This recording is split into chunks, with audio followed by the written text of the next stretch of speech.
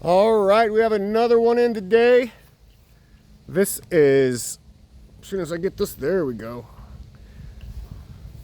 This is Puppers. Puppers is a young male pit. Mainly his issues are the same as everybody else's. Just no manners. He has to tie him to the bar there on the truck, the little handbar that's inside. I guess they call him the oh shit handle. It's the only thing I know him as, sorry. When he's in the truck, they have to tie him to that so he's not jumping all over the cab and causing a wreck or something. And just manners. He pulls on the leash very hard. Very bullheaded, which a lot of them are. I haven't seen any signs of dog aggression with him yet, but I'm not totally comfortable having him out here with all the other dogs just yet. Not that he's done anything, just from past experience. A lot of times, pit bulls, when they're great, they are the best. But when they're not, it can get out of hand. So far, like I said, he's been fantastic. One thing I always say with the pits and the Rottweilers and the tough dogs is just because they're good with a dog today doesn't mean it's going to be the same way tomorrow. Now, that's not all of them. I've had some that are fantastic, just floppy lovers. And then I've had some that are like, you can tell that, a little iffy. And then I've had some where it's just like, no way. So always have it in the back of your mind when you get one of these dominant breed macho dogs that you might end up having the best friend in the world, but you just can't take him to the bar with you. That's just the way it is. And sometimes, depending on genetics, that can't be trained out. That's just management and learning how to live with that reality, which most of the time isn't a huge deal. Just can't, if you want a dog that you can just turn loose in the dog park, those kind of dogs, these types of breeds, they're just not going to be in that category. But enough of bashing you, because you're beautiful. He's a really pretty dog. I'm going to start right now. We're going to start walking up and down the driveway. And his owner even requested some e-collar training. So we're going to start with that and getting him to pay attention to me on the walks. You're going to, like right now, he's not even looking at me. He's looking everywhere else but with me. When I start walking, he's going to start pulling. He's not going to be looking at me. He's not going to be paying any attention to me. I don't really expect him to because he doesn't even know me yet. But I want to get him to start noticing me, not by being mean and not by yelling, but just by doing certain things, changing directions when I want to, not when he wants to, making him realize that if I want to go this direction, we're going to go this direction. Even though he's a big, strong dog, he's strong. He's packed full of muscle. But I outweigh him, so I have that advantage. So anyhow, are you ready, puppers? Huh? All right.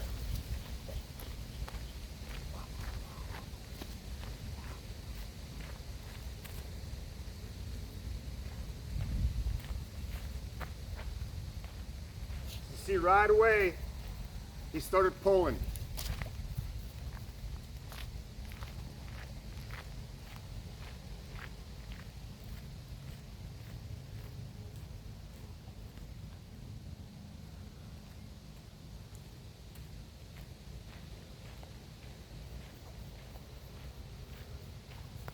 He got a very small correction for pulling that hard. Now with him, I'm not using the vibrate. I do have the shock turned up very low, just enough to make him, because he's too tough. the vibrate doesn't work on him. He doesn't care. So it has to be enough to where he gets his attention. You didn't see him yelp, you didn't see him cower in pain, but it has to be more than the intensity of the dog, if that makes sense. So we're now not out here trying to be like, no, no, bad dog. It's got to be enough to get his attention, or you're wasting your time.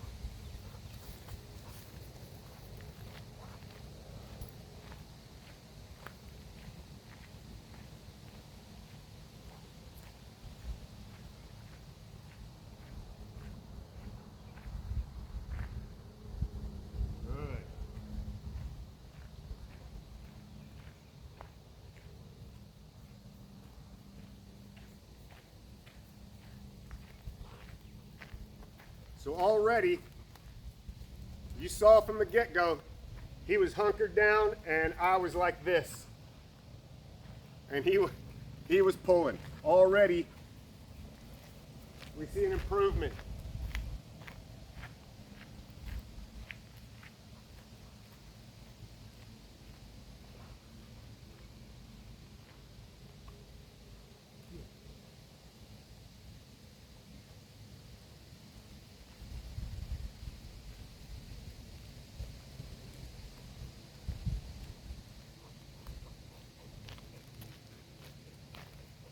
So right now, you see he's kind of all over the place, but he's not pulling. That's the main thing. He is aware.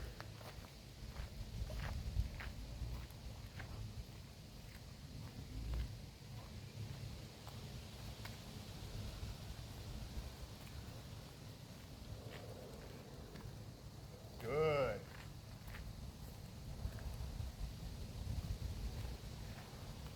So the whole point is for me to change directions when I can tell he's checked out.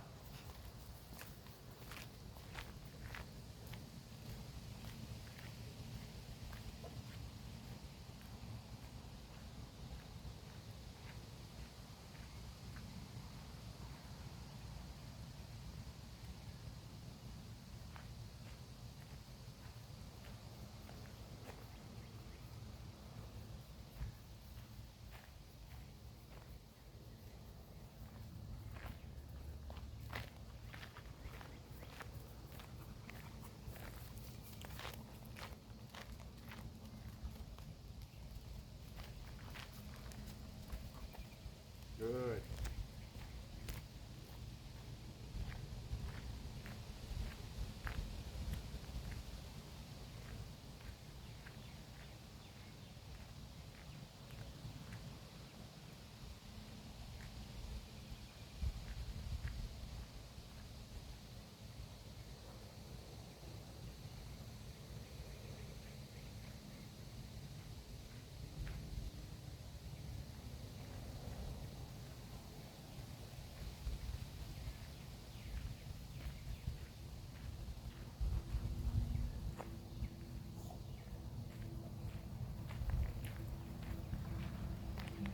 Now as this goes on, you notice like right now I allowed him to go over there, do a bunch of sniffing. As this goes on, that's not going to be allowed either. The little things, the sniffing, the constant having to, if you are walking in a residential neighborhood and they have to pee on every mailbox, every tower, or every tire, and every bush, that's, no, we're not doing that. When we're walking, we're walking. You can pee and poop before the walk or after the walk, or if we have an area where I allow them to do that. But they don't have to mark everything. That's not because they need to pee real bad. That's just because it's a habit. So you have to start breaking the little habits, and then that way the bigger things aren't a problem. They don't grow into bigger problems.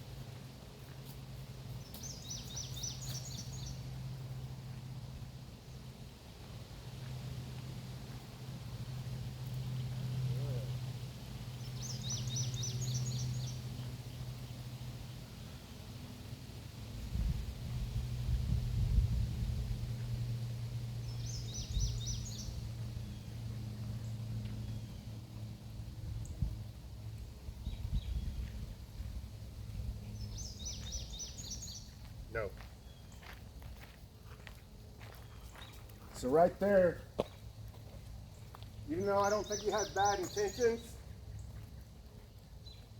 he started fixating on Tater Tot, and I want him to not even acknowledge her. All terriers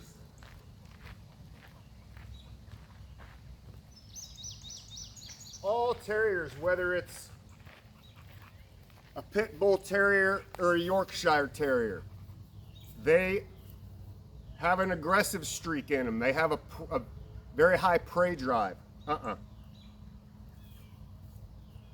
No. Good.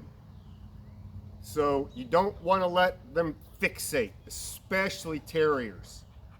Don't let them fixate. Don't let them sit there and stare stuff down. Keep them moving. Correct that fixation they get on things.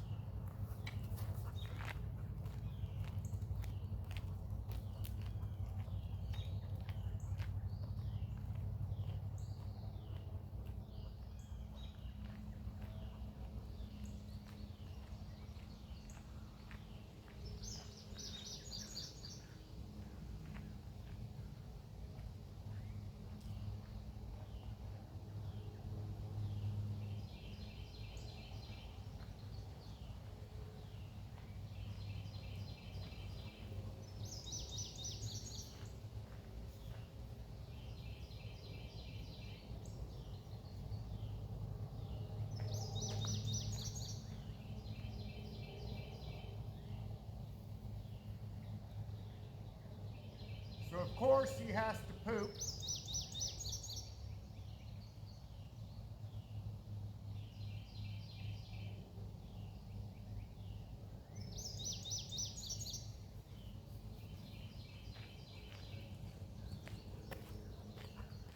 I kind of knew that's why he was pulling me off into the grass, so I let that slide. I could tell by the way he looked that he needed to go to the bathroom. But now I want him to start anticipating my turns a little bit and not having to correct him every time I turn.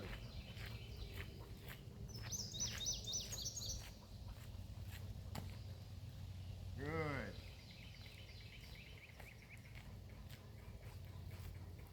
So now what I'm doing is just stomping on the ground. Make a sound to get him to listen. Start making him use his ears.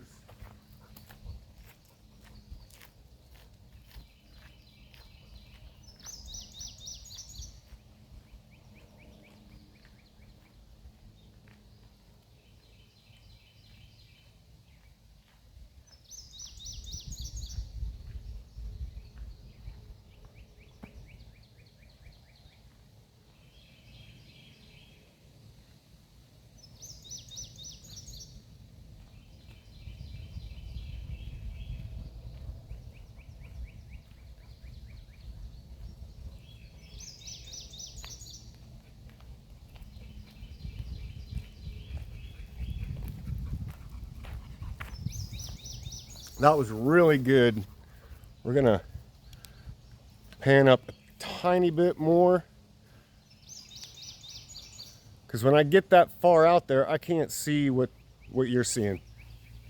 Come on.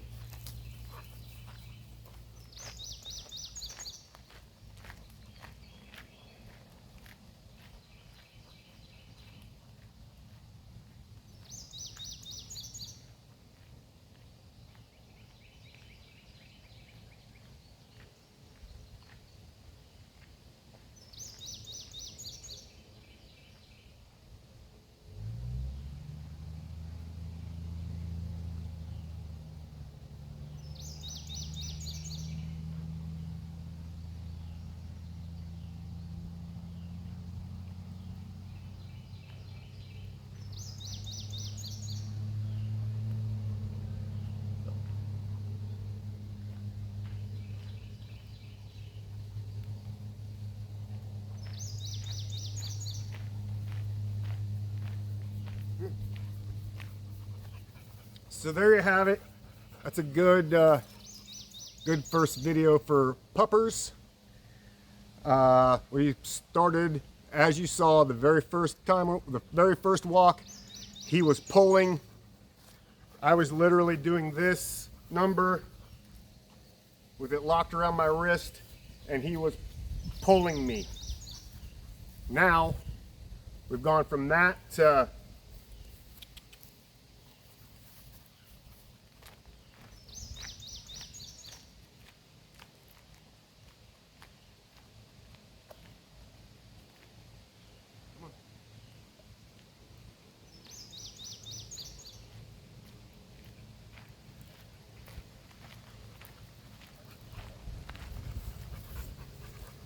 that. From that to that in a little under 15 minutes. So that's all it is when you start off with these dogs that are pulling so hard. Just go out with the mindset, we'll do this all day until you get it. Don't get upset, don't get mad, just understand it takes a little time, and pay attention to the dog. Start making mental notes that, oh, we had a tiny little improvement there. Oh, we had another tiny little improvement. Don't look for things to get better all of a sudden. Look for little improvements. Like we went from pulling really hard to just pulling some of the time to now we're walking him with a finger. Now this isn't going to happen if I take him to a brand new spot, of course. But right now, this is his very first session. And that was pretty damn good. So, with that, we will see you on the next one. We have another one coming in tomorrow. Oh, sorry. I think he's a Corgi mix, if I'm not mistaken. And he'll be coming in tomorrow. And we still have Ruby and Liz. And they're doing fantastic. So, please hit the thumbs up button and make a comment. If it's mean, if it's nice, I don't really care. I've heard it all. And if you want something else explained, or want me to go over something else about a certain breed of dog or what to do, I can make a video, give me some ideas, and I'll do it. So have a great day, and we'll see you on the next one.